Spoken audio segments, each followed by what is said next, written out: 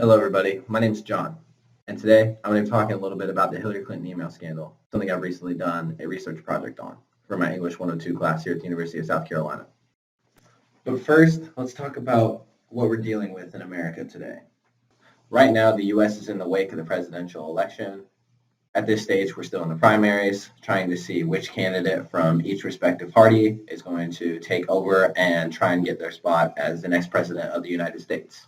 For the Republican Party, the leading candidate is none other than Donald Trump, a man who is focused on controlling illegal immigration and making sure our tax dollars go to where they need to go.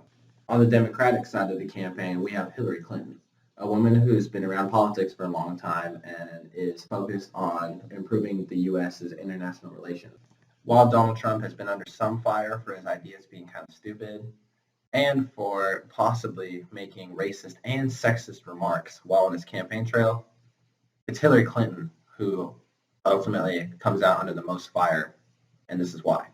As many of you may already know, Hillary Clinton is currently being accused of using a private email server in order to conduct official government business, which violates many of the acts that have been put in place by the U.S. government since 2009.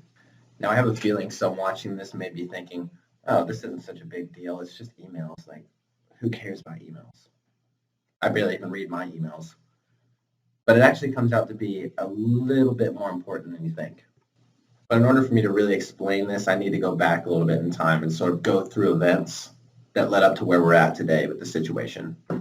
On January 13th, 2009, Hillary Clinton registers clintonemail.com and opens it up for use, which is already kind of a huge red flag because if I'm a hacker and I'm just looking through and I see clintonemail.com, I'm going to think that it's something to do with either Hillary or Bill Clinton, and I'm going to go in and steal emails. It's just that simple. She then signs a disclosure agreement 9 days later stating that all emails will be labeled as classified or non-classified, both in text and verbally. This then led to her discontinuation of usage of her government-sponsored email address in favor of the email address on her private server. A potential reason behind doing this is that because it's a government-sponsored email address, the government owns any email that goes in and out of the server that they have established. And with her own server, the government doesn't have control over that at the moment, so she can do whatever she wants with that server and not have to hide anything. It was also reported that the emails from her former government-sponsored email account were apparently lost somehow, and it states within a U.S. law that if someone were to destroy or steal government property, then they would be ineligible to run for office, which is a key thing to keep in mind. All of this then led to many acts regarding the new email server that Hillary Clinton had established being put into place, and also an act regarding all emails related to the Benghazi incident to be reported to the U.S. government. Mrs. Clinton then went on to suffer various injuries such as stomach virus, a concussion from a fall that she'd had but due to the stomach virus, and a blood clot in her brain that came due to the concussion. These incidences ultimately turned out to be lies, which is the first incident of lying that Hillary Clinton takes towards the U.S. government, as we'll see a couple more examples later on. This then ironically led to a hacker named Guccifer going into the email accounts of Hillary Clinton and Sidney Blumenthal, a woman who Hillary Clinton had been in contact with about confidential information, and this hacker basically revealed that Hillary Clinton had been sending back and forth confidential information, which is against standards. The State Department then goes on to request the emails of a number of former secretaries, including Mrs. Clinton, which honestly shouldn't have happened because if you're using a government-sponsored email account, it's monitored and hackers cannot get into that. But she's using a private email server, so that's a different case.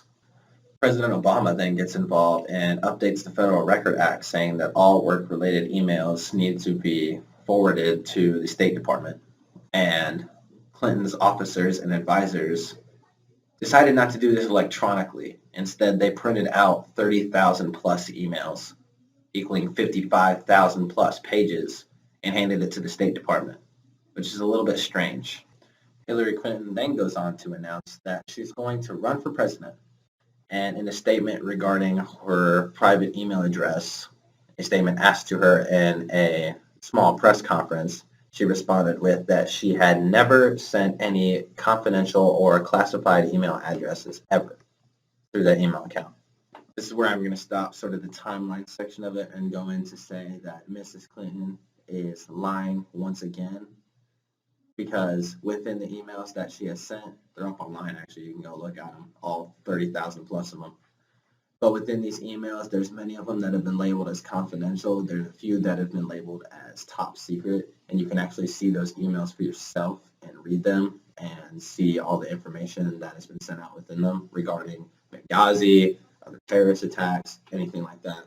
But regardless of whether Hillary Clinton was lying or not, or whether these emails were actually confidential or were just falsely labeled, she still used a private email server in order to conduct official government business when she had a government-sponsored email account right there available for her. This in turn led to her private email account getting hacked and revealing that she was conducting official government business through her private email account, which was a violation of the former Federal Records Act. So in conclusion, I would like to state that I personally think Hillary Clinton should not be able to run for president due to her irresponsible acts that she took regarding the private email server while she was the Secretary of State. That's the bare minimum punishment I can think of, in my opinion. But if the FBI can prove that some of the emails that she sent were actually top secret and gave away information such as the location of CIA agents and military deploys in the Middle East and Benghazi and places like that, then she should actually be tried and convicted for her actions. To be honest, I'm surprised she's made it this far in the presidential campaign. And I want to ask one question before I end this video. Do we want to be known as the country with a rule breaker as the president, leading us towards greatness? I just want everyone to think about that.